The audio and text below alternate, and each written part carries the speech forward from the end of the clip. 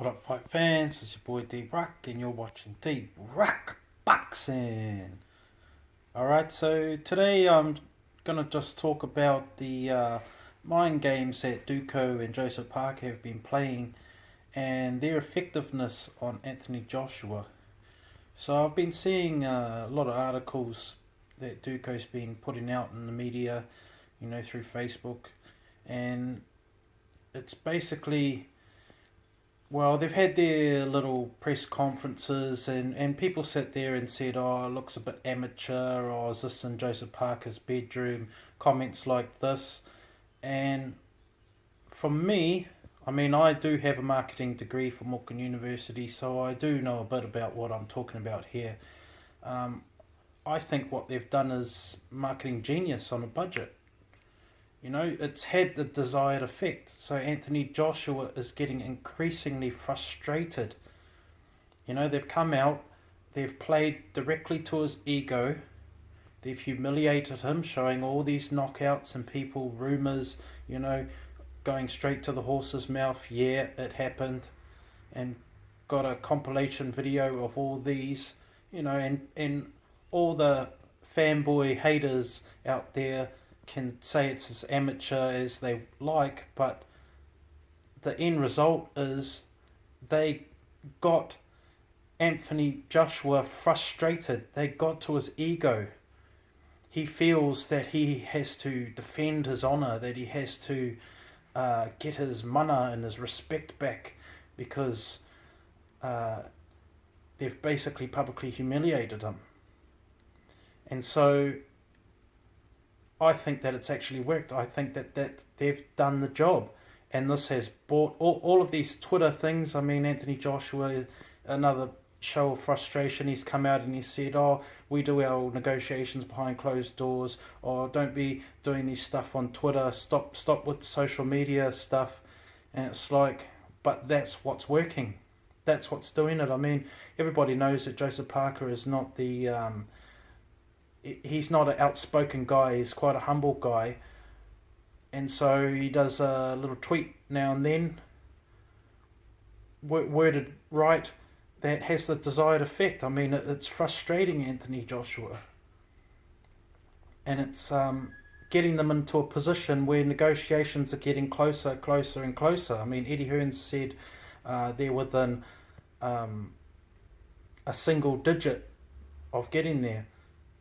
So for me, I think maybe he's of the perspective or the point of view that 33%, 66, that would be 2/3 to 1/3, which would be 2 belts to 1 belt. That's fair, isn't it? That's a decrease from 35. That's only 2%. That's what I would be thinking.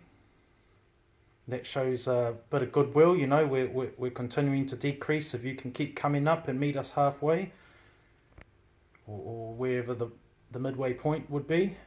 I don't know where Eddie's at the moment, but I know he said 25 is devaluing Joseph Parker, so maybe he's at 30. If he can come up to 33 and they can go down to 33, then boom, it's done.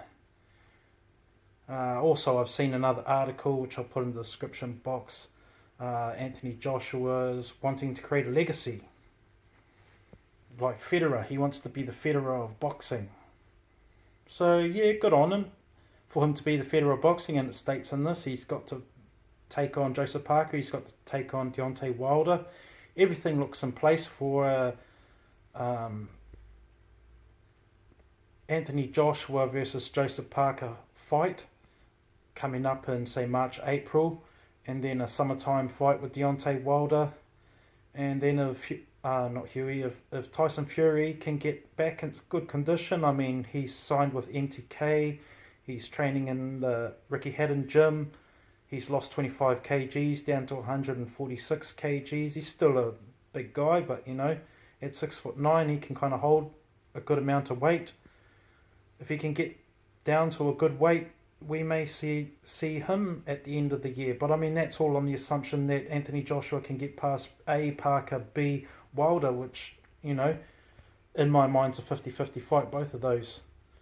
Both men, all men have the power, those three champions all have the power to knock each other out.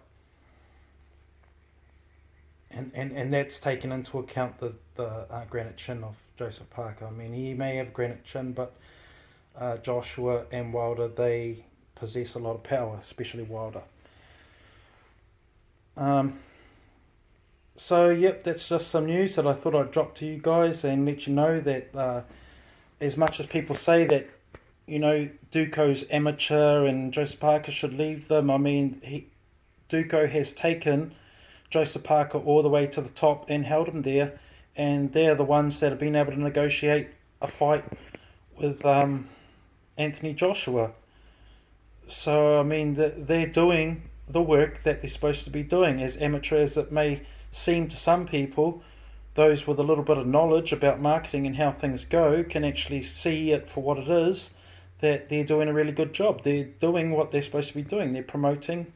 I mean, everybody looks at the Huey Fury fight and says, oh, it was on YouTube, oh, they didn't get much people there, but that's a reflection of Huey Fury. That's not a reflection of Duco. If this was in New Zealand, it would have been pay-per-view over here. It was still pay-per-view over here, regardless of it being on YouTube over in the UK.